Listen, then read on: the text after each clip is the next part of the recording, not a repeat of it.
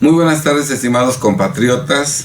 Soy Alejandro Ponce Rivera, orgullosamente mexicano por nacimiento y licenciado en Derecho por la Facultad de Derecho de la Universidad Nacional Autónoma de México. En este video brevemente vamos a hablar sobre si es cierto o no que la revocación de mandato del presidente López Obrador es inconstitucional e ilegal. Para desalentar la participación de los mexicanos que no están de acuerdo con las acciones del presidente López Obrador y que quisieran que ya no continuara el presidente López Obrador en funciones, para desalentar la participación de estos mexicanos en el proceso revocatorio que se llevará a cabo el 10 de abril de 2022, infinidad de personas manifiestan que la revocación de mandato es inconstitucional y que también es ilegal. Esto lo dicen infinidad de comunicadores, prácticamente todos, a pesar de que ellos no tienen preparación jurídica. Lo dicen incluso algunos exfuncionarios del IFE, que fueron presidentes del Consejo del IFE, ¿verdad? Que se supone que conocen la ley. Y además lo dicen infinidad de bots en mensajes que se replican por todos lados. En este momento recuerdo el de una señora que en un mensaje anónimo, porque no se proporciona el nombre de la señora, manifiesta que ya entendió que la revocación de mandato es ilegal e inconstitucional gracias a la información que le proporcionó su hijo, que es abogado.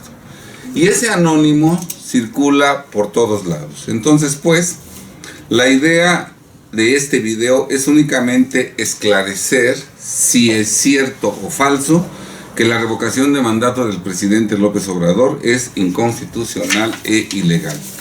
Bueno, este proceso de revocación de mandato es totalmente apegado a la Constitución porque fue incorporado en la Constitución Política de los Estados Unidos Mexicanos mediante publicación en el Diario Oficial realizada el 20 de diciembre de 2019 del decreto por el que se declara reformadas y adicionadas diversas disposiciones de la Constitución Política de los Estados Unidos Mexicanos en materia de consulta popular y revocación de mandato.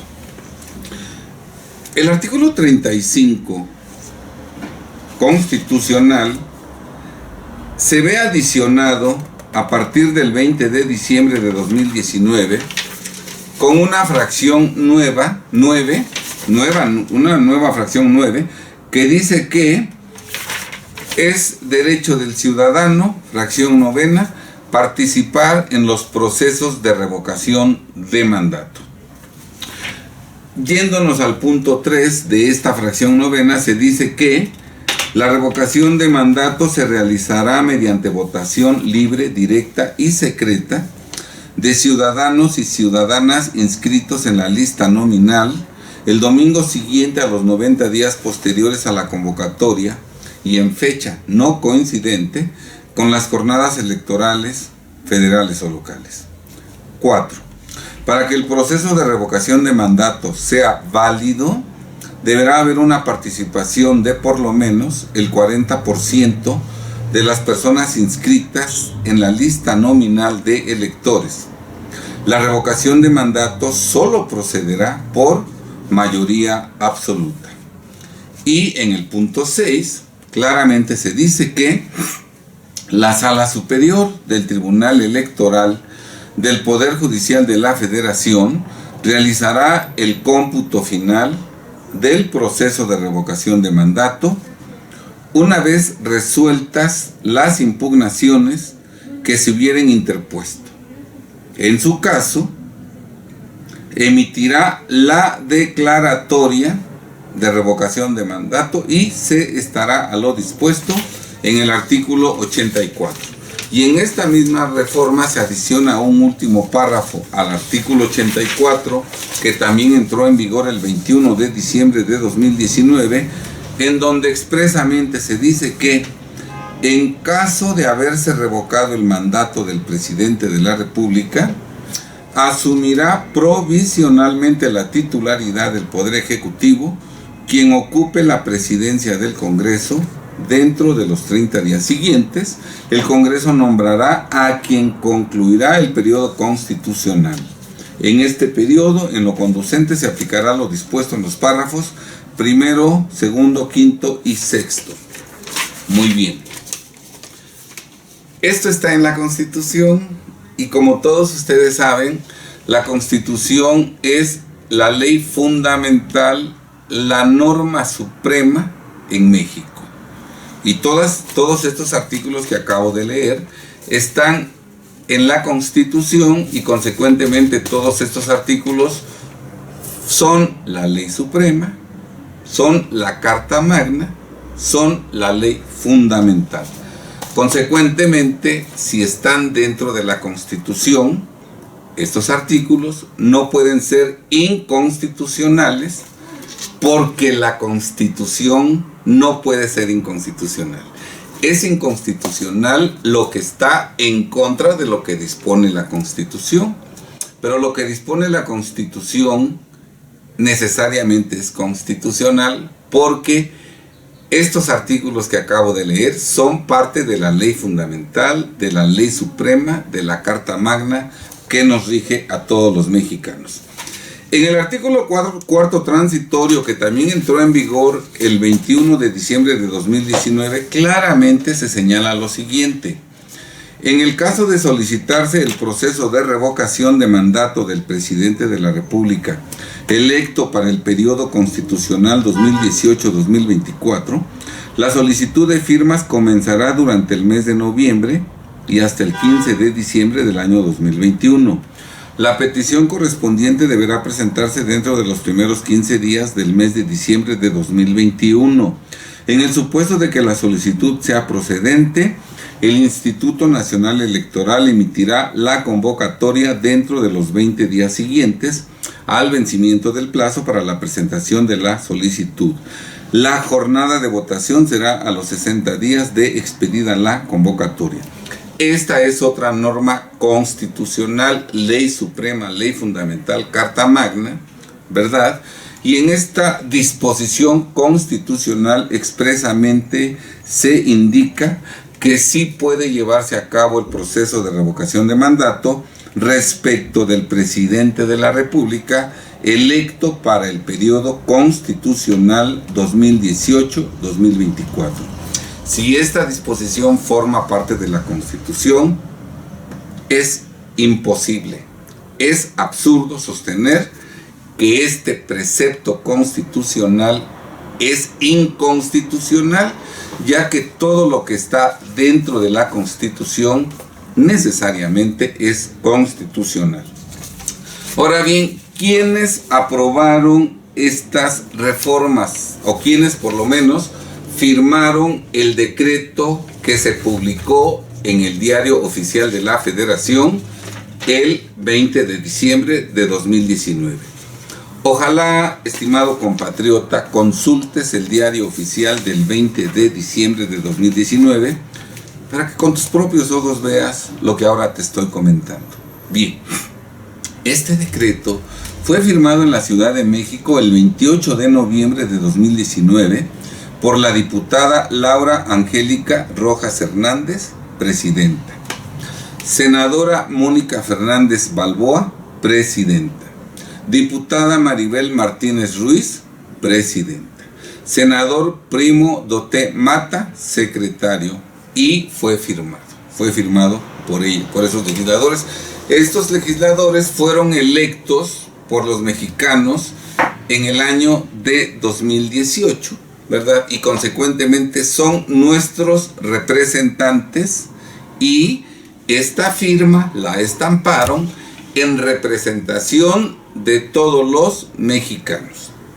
Ahora, parte final de este decreto dice: en cumplimiento de lo dispuesto por la fracción 1 del artículo 89 de la Constitución Política de los Estados Unidos Mexicanos y para su debida publicación y observancia, expido el presente decreto en la residencia del Poder Ejecutivo Federal en la Ciudad de México a 19 de diciembre de 2019.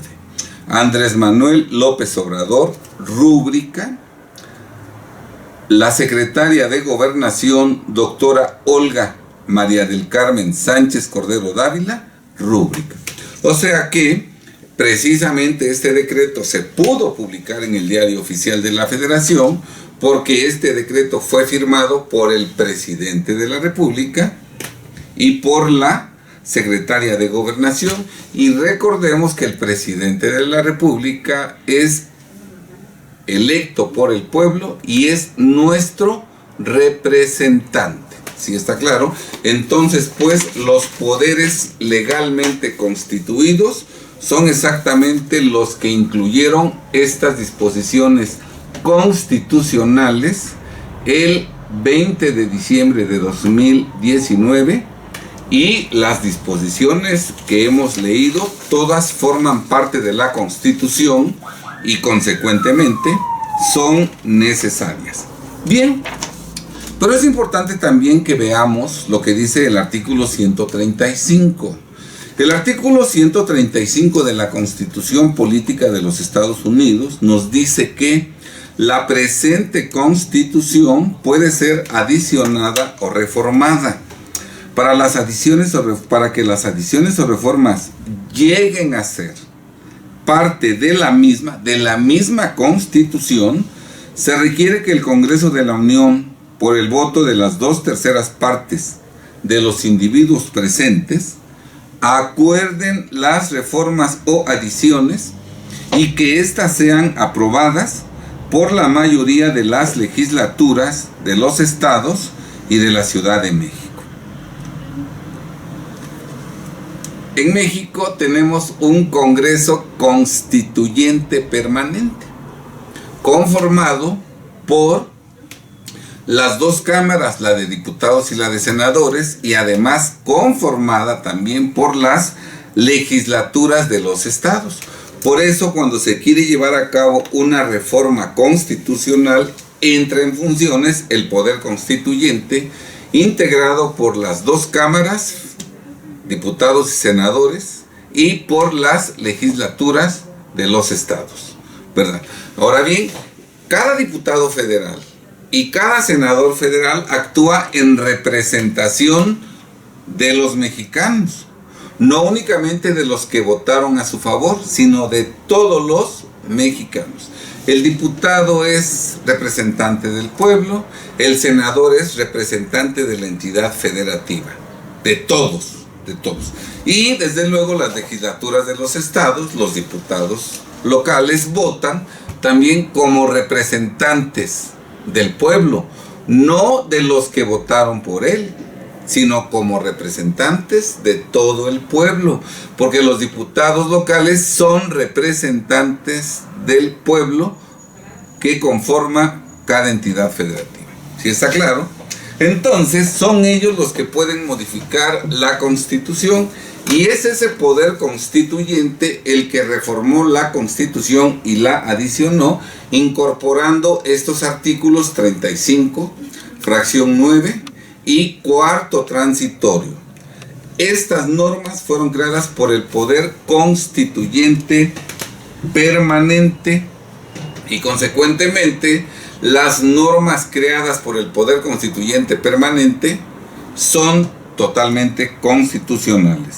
En el caso concreto, esas reformas fueron aprobadas por el voto de las 2/3 partes de los individuos presentes, tanto en la Cámara de Senadores como en la Cámara de Diputados. Se cumplió con la indicación contenida en el artículo 135.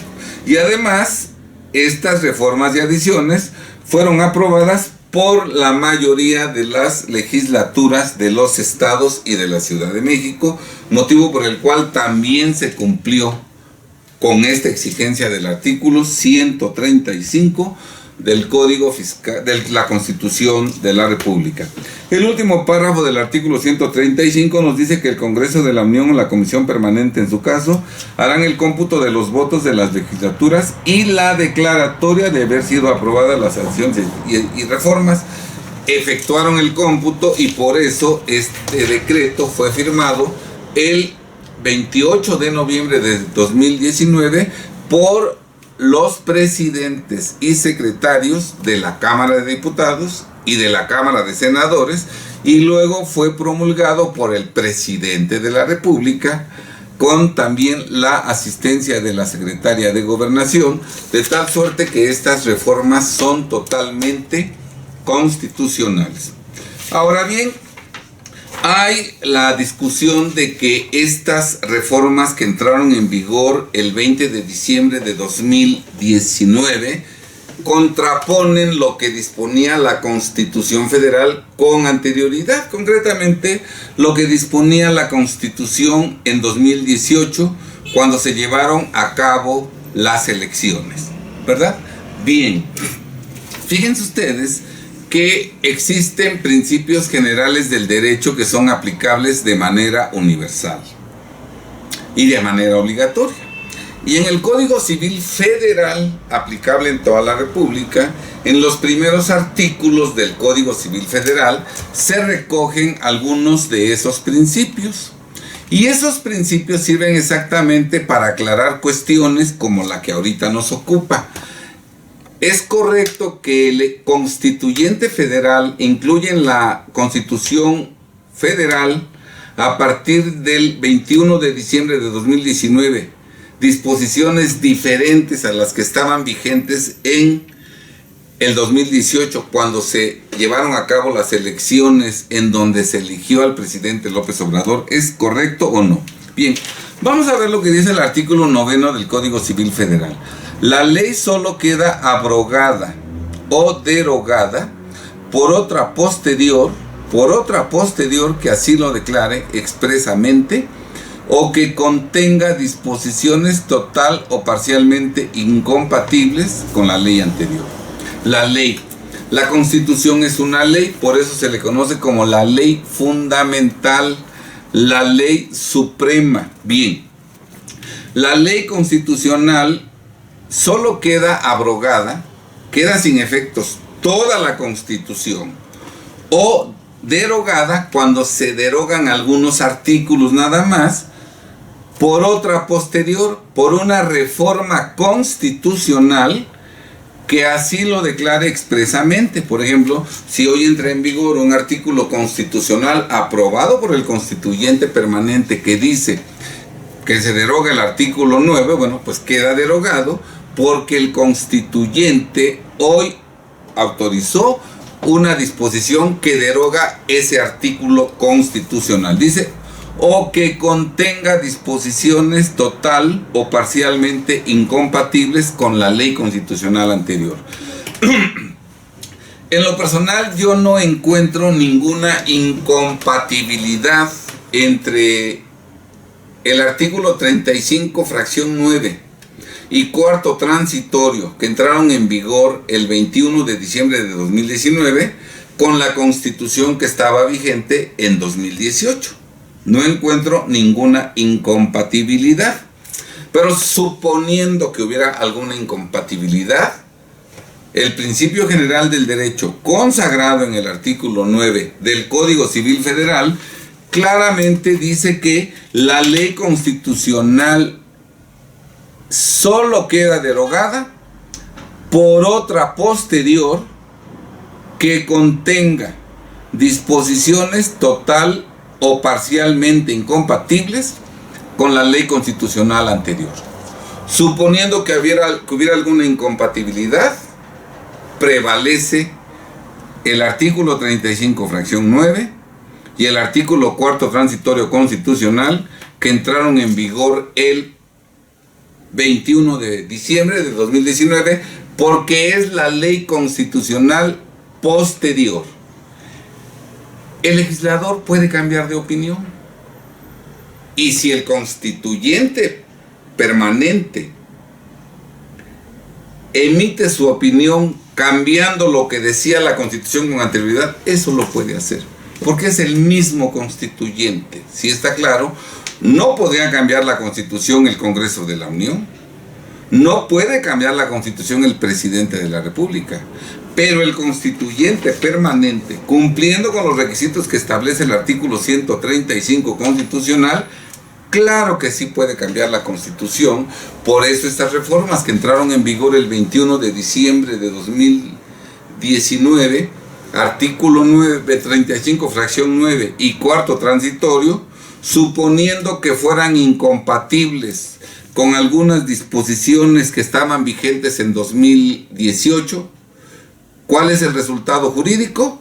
Que quedan derogadas las disposiciones que estaban vigentes en 2018, que son incompatibles con las nuevas disposiciones constitucionales que entraron en vigor el 21 de diciembre de 2019. Por eso es un absurdo sostener que la revocación de mandato y los preceptos constitucionales que la contemplan son inconstitucionales. Desde luego, estas personas, la mayoría de ellos neófitas, ignorantes de la materia fiscal, y los abogados que mañosamente pretenden confundir a los mexicanos diciendo que esa reforma es inconstitucional, obviamente no mencionan ni por equivocación ni el artículo 135 constitucional ni el artículo 9 del Código Civil Federal, porque si los mencionaran quedaría evidenciada la falsedad con que se conducen. También tengo que decir en descargo de esos abogados que no mencionan el artículo 135 constitucional y el artículo 9 del Código Civil Federal, porque ellos, la mayoría de ellos, no lo conocen. Desafortunadamente, ser abogado no es ser estudioso del derecho. Y hay mucho abogado que no estudia el derecho y, consecuentemente, los que hablan de que es inconstitucional la revocación de mandato, lo hacen porque no conocen en su totalidad los preceptos constitucionales vigentes. Ahora bien, ¿es ilegal la revocación de mandato? No, porque el 14 de septiembre de 2021 se publicó en el Diario Oficial de la Federación la Ley Federal de Revocación de Mandato. Ahora, ¿quién aprobó y publicó esta Ley Federal de Revocación de Mandato? En la parte final, que yo sugiero que ustedes consulten el Diario Oficial, en la parte final clara, el artículo primero transitorio dice que la presente ley entrará en vigor al día siguiente de su publicación en el Diario Oficial de la Federación, lo que significa que la Ley Federal de Revocación de Mandato entró en vigor el 15 de septiembre de 2021.